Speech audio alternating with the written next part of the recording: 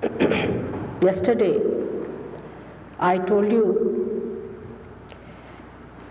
that we have within us two very important powers. The first power is the power of desire, by which we desire, called as Ichha Shakti in Sanskrit language, and the another power which is called as the Kriya power, or we can say the power of action. These two are really gross powers which are expressed outside as sympathetic nervous system. Left and right sympathetic nervous system. The central path is called the Sushumna Nadi, the channel of our ascent. This channel represents our evolution through ages. We can say that this channel is responsible for giving us our evolution from amoeba to this stage as a human being.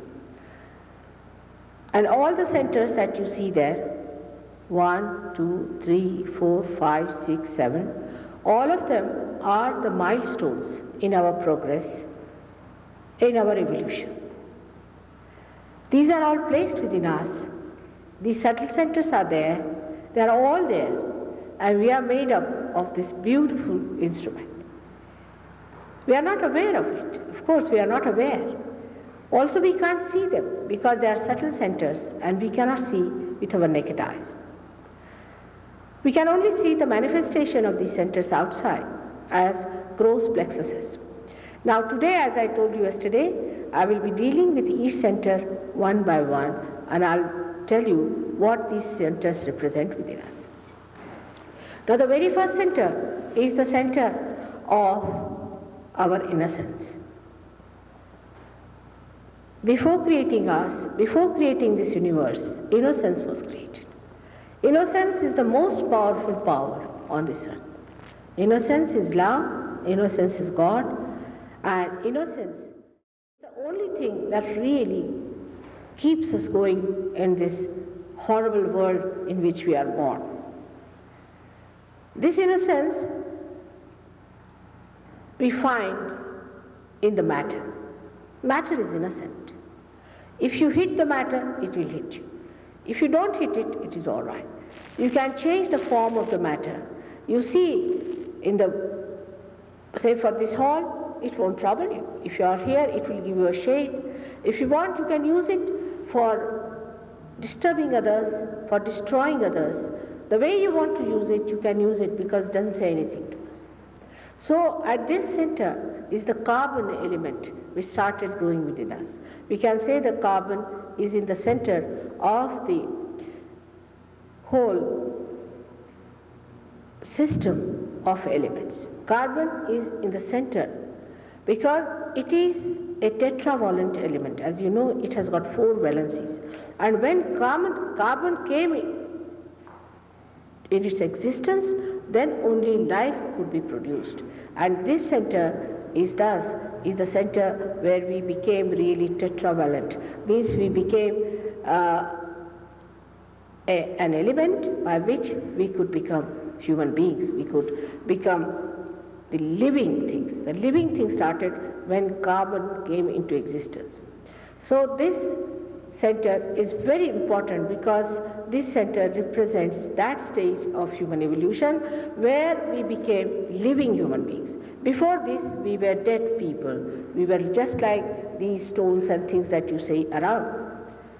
After that is I told you that center, about that I talked to you yesterday. After that you have the second center of our seeking.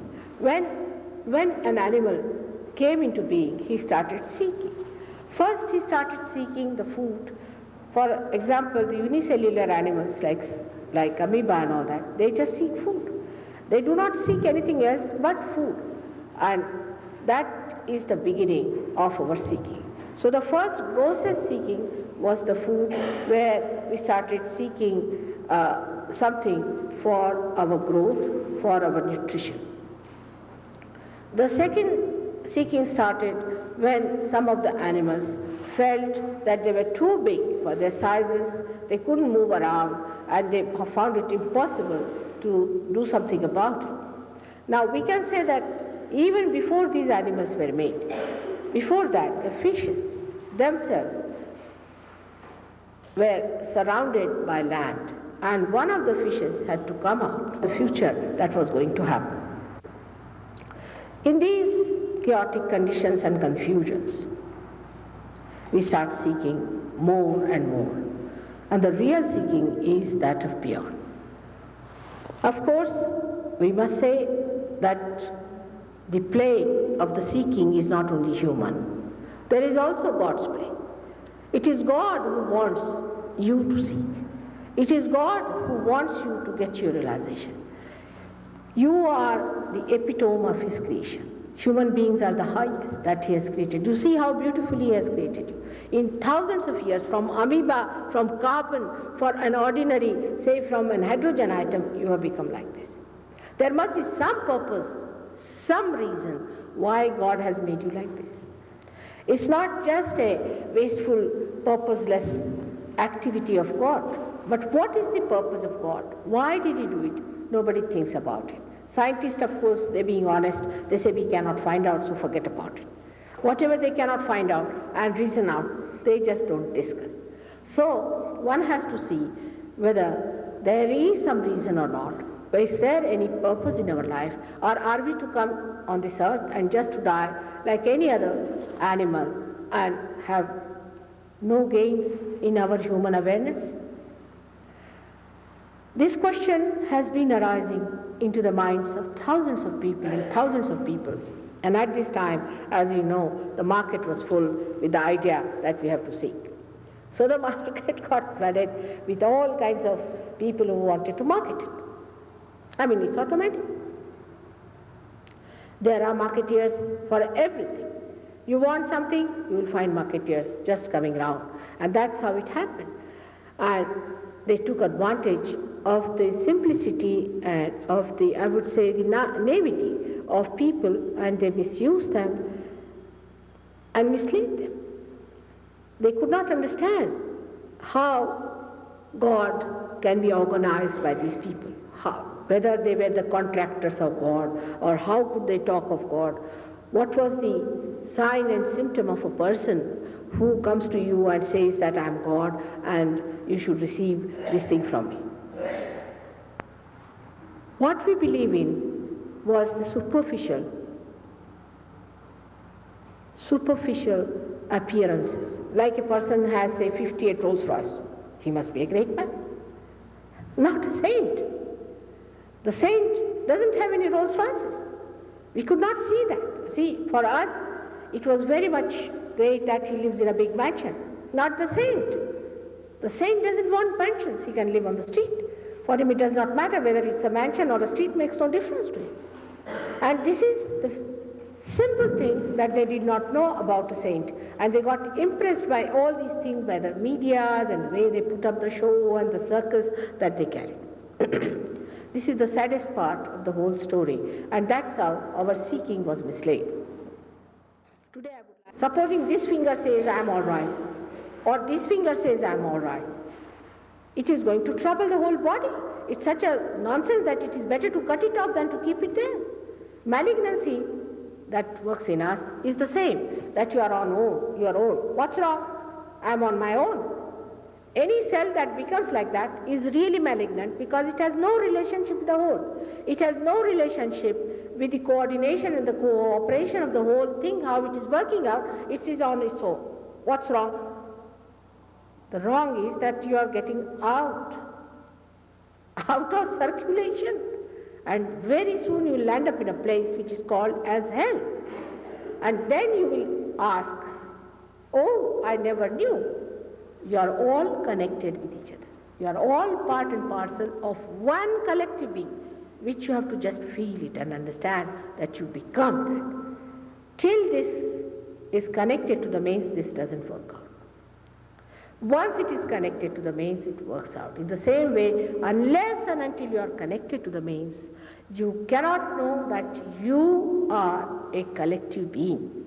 Before that, we form big organizations. We are all brothers and sisters, and just after a month of that formation of an organization, you find that people are cutting each other's throats. Why? Because they are not really brothers and sisters, they have not felt it. When you become, then you just can't help it. Like people may say that, Mother, you help so many people, you do so much for them, why do you cure them? I said, whom do I cure? Who's the other? If this finger is paining, I have to rub it off and get it all right. It's a part and parcel of me. If there is not the other, then you just help the other person because he's part and parcel of you. If somebody is getting drowned and you are trying to save that person, you are doing it because something in you is dying. You are not doing it because you are trying to help the person, because there's something in you is dying and you want to save that person. This is what it is, and this collectivity you can only feel if you are first of all in balance. The people who go off their balances are very difficult to get their realization. This is one side of the movement in Dharma also. When they seek God, when they seek their realization, they go to the other side of it. Now people can't believe that for this you cannot put in any effort. No action is needed. Now look at the trees. Look at the flowers. How spontaneously they become fruits. Look at the trees. How they turn themselves, the leaves, towards the sun, and how they get their chlorophyll established in them. How it happens so spontaneously. How it works out, how they understand. While we think that by doing some sort of an effort, we are going to become something higher, is absolutely an absurd idea. As it is, you did nothing to become human beings. You did nothing whatsoever. You became human being effortlessly. And further, if you have to go, it has to be effortless. Everything vital is always effortless.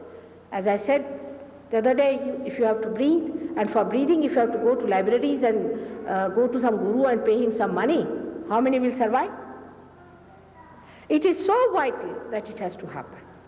The only difference in this evolution, and the evolution so far we have had, is this, that this you being free, you are going to feel it in your awareness. Before this, you never felt it in your awareness. Now only at this time you are going to feel it in your awareness that you have become the other person. That a cocoon has become the butterfly. That an egg has become a bird. You can feel it within yourself, this happening.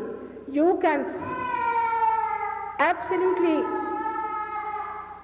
monitor it within yourself, and you are aware of it, that this has happened. This is a blessing placed within you since long, and that's why it is Sahaja, means born with you, Sahaja, born with you. But today this Sahaja Yoga has become a Mahayoga. It has become a great yoga because one can work it out on en masse. For many people can get realization. Just like a blossom time, many, many flowers can become fruits. In the same way, many people can get realization. At this time, when it is such an important time, this is the time of judgment that has started. Now how will you judge yourself? How will God judge you? Is He going to put you on the say, some sort of a weightlifting, or onto some sort of one of the human tricks that we play to judge a person's abilities? No. The Kundalini is going to rise first of all. When the Kundalini rises, you start getting that awareness on your fingers. You start feeling the all-pervading power on your fingers, because these are the centers of your subtle being, which get awakened, you start feeling it. And by that feeling, you get that vibratory awareness, by which you get the discrimination, and you know what's wrong with you, and you know what's wrong with others. So you judge yourself, you improve yourself, you know the method how to improve yourself. You feel better and better and better, and then once you are all right, you judge yourself. There is no need for God to judge, but God within you, your own spirit judges you.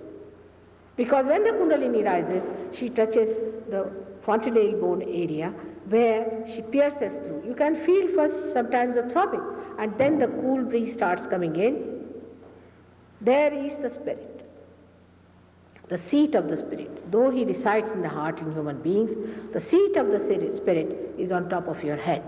And when it touches that, you start getting this discrimination and you start understanding it. Now, if I tell you, don't do this, that's why these 10 commandments are that don't do this, don't do that.